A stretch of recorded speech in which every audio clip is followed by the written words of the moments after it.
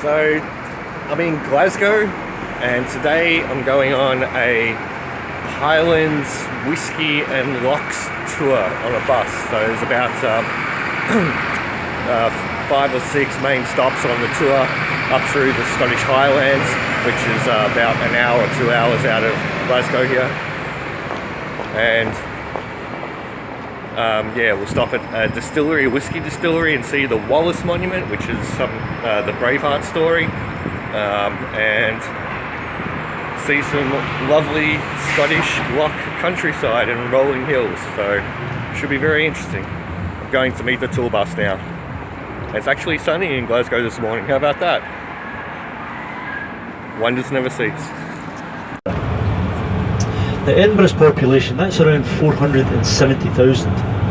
But Glasgow's population is over 620,000.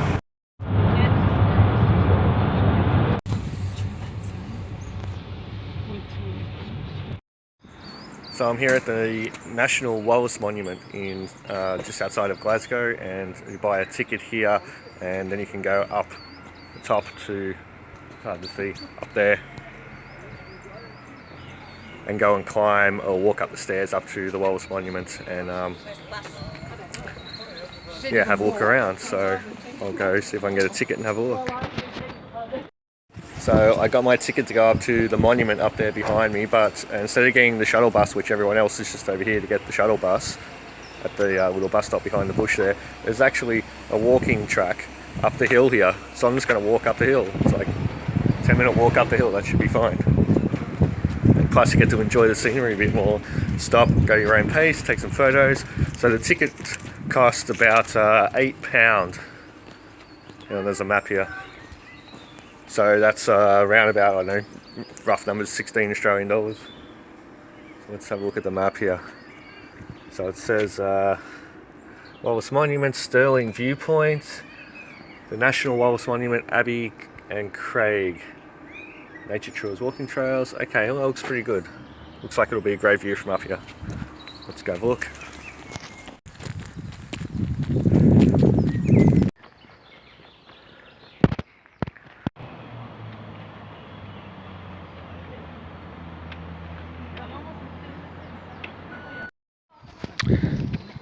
So I'm here at the Wallace Monument, and I've got my tickets. I walked up the hill, and it looks like there's some different features. I'm just reading off the ticket. It's got some information on it. It says that the Keeper's Lodge. The Keeper's Lodge is a lounge area at the bottom for visitors who are unable to climb up the staircase. So we'll start there and then go up through the Hall of Arms and the Hall of Heroes and the Royal Chamber, which is near the top, and then the Crown of Spires, which you can see all the way at the top there behind me. So let's go climb these stairs.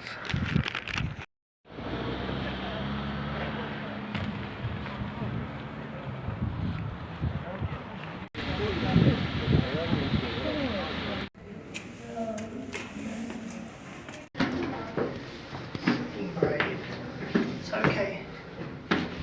Might just wait here a minute while you go past. I'm just terrified of falling.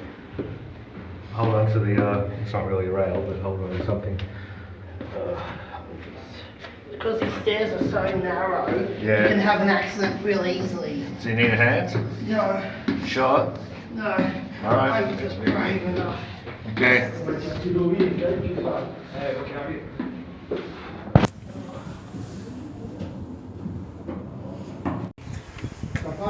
looks like the first stop, the Hall of Arms. What's this?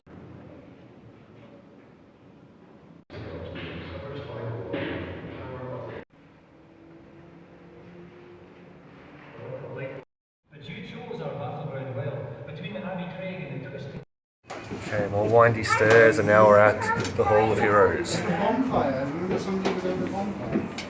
Let's have a look.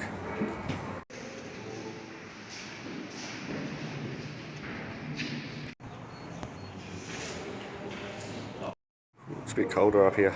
Look at this behind me, that's amazing. Go up there and have a look.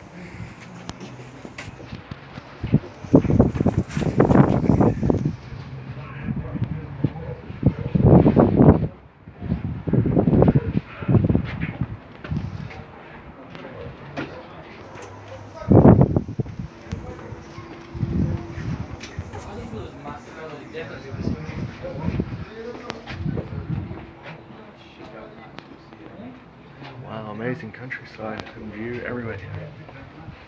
So I think I'm at the top now. Wow, what a view. Look at this.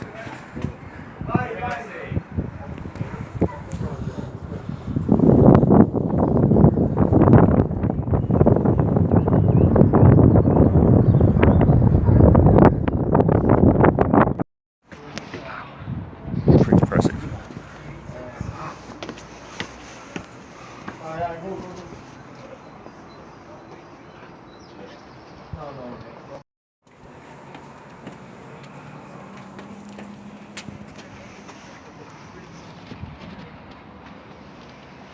Excuse me, thanks.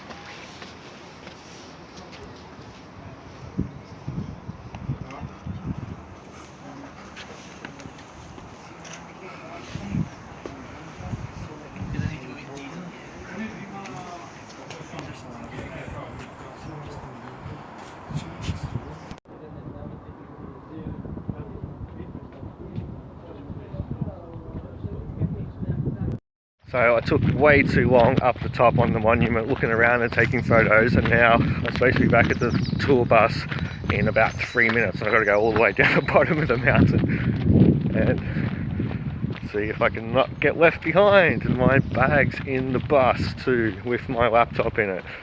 So, and my passport actually, now that I think of it. Shit, alright, I better run.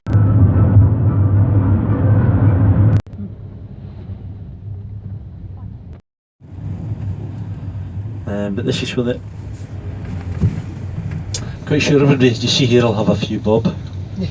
The most common sheep you'll find is this one here with the black face. This is known as the Scottish blackface. Very hardy animals. The wool is used for making carpets. So I've just arrived at the Glenturret Distillery, home of the famous Grouse Whisky. So we're going to go do the distillery tour and have some lunch, actually lunch first, and maybe taste some whiskey. Looks pretty cool. Famous Grouse. So with the discount from the tour, it's £8 to do the distillery tour, plus I paid an extra £5 to do a tasting of a 16-year-old scotch, and you get a tasting glass as well to take with you. So I think it's lunchtime. I'm going to walk up here to the cafe restaurant, and then I'm sure this looks like some distilling equipment, so we'll go in there and have a look. Lots of barrels. And it looks like this is Towser, the distillery cat, or famous distillery cat, who lived in the still house at Glenturret Distillery for almost 24 years. That's I know actually a little bit about old cats. 24 years is a pretty old cat. Must have been happy here. So we've just stopped to have a look at the lake, or the loch here, from the tour bus there behind me. Don't know the name of this lake, but it's part of the Loch Lomond area. Loch Lunag, says over there on the sign. I can't pronounce that. Anyway, it's pretty beautiful. I got the feeling I was driving along there, sitting in the bus, looking out the window. I really want to go climb these hills. Like, that looks amazing. And the dog looks like he's having fun too. But yeah, I'll probably run out of time here to actually go and do a hiking adventure like that. But that's incredible. See if you can see up there.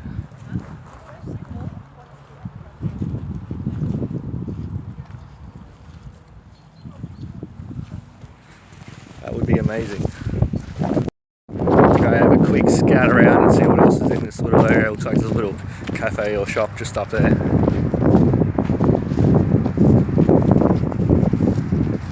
The dog's having a great time.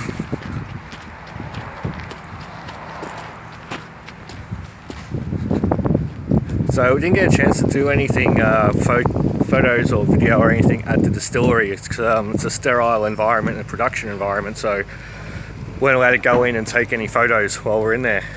But it was so amazing. I'll have to tell a bit more of the story about the distillery and experience and all the information that the tour guide gave us. But here's the name of this loch, whatever that says.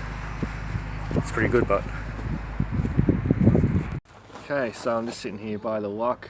Got about probably 2 hours before we go back we'll get back into Glasgow.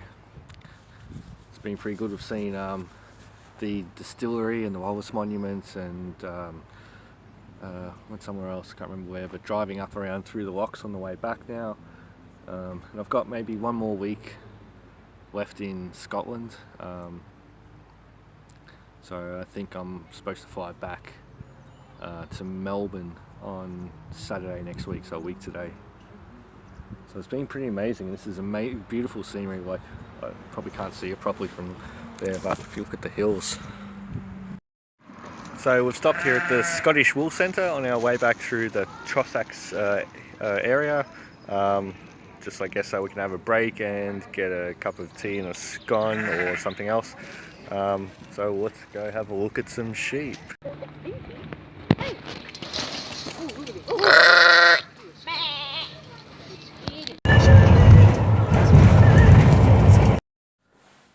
So I just got back from the Highlands Whisky tour, and wanted to just give a bit more information about what I saw at the distillery. So the first stop on the tour was at the Wallace Monument, which I took a stack of photos there. So that's kind of self-explanatory. There's a lot, obviously, to the story of Wallace and the English and the Scottish rivalry and wars, but the monument itself was really interesting.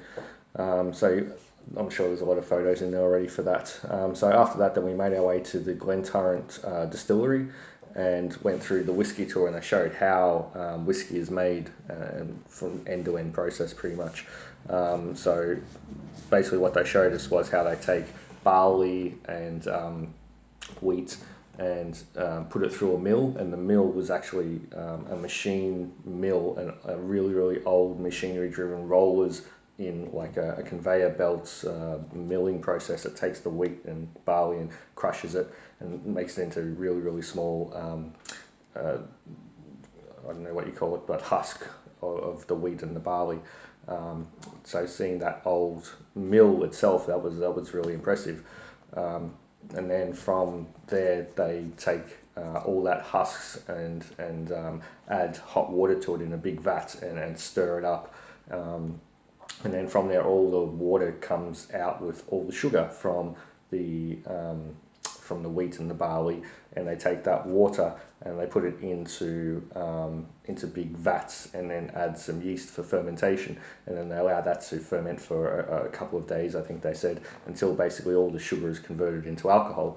And then they take it from there into the stills where they add hot water and boil, actually feed the alcohol from the fermentation in with hot water going through it, so it heats it up and boils the alcohol, and then it goes out into a funnel and cools down and goes from vapors into liquid again, then gets through that process again. That process converts it from something like about 20% alcohol after it comes out of the yeast fermentation process into something that's around about 70% alcohol, and at the end of it it's a crystal clear liquid.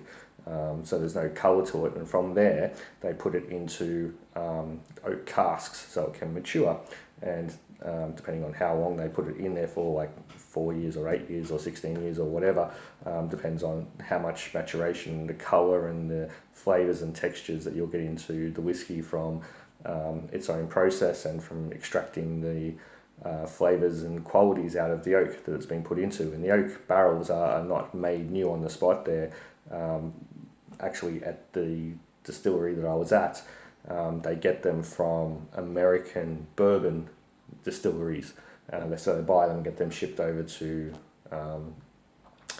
Glasgow, and then so it's American oak, and then it takes on the flavours from the American oak casks, and obviously a little bit of the bourbon that was in it as well, and that's how it makes it.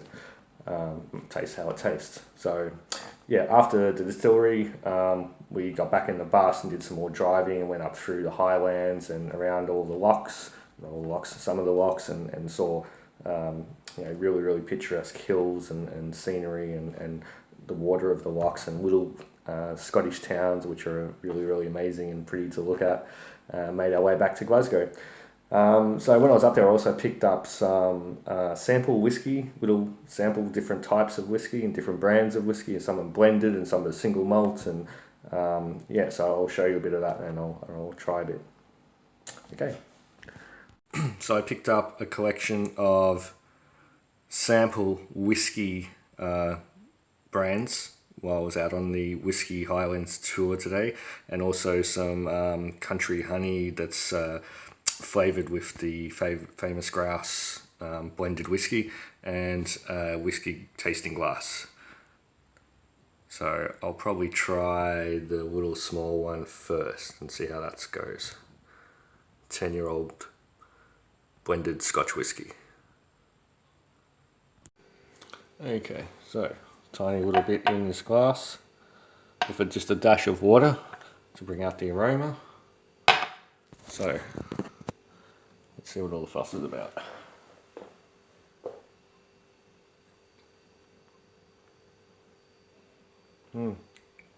Very nice.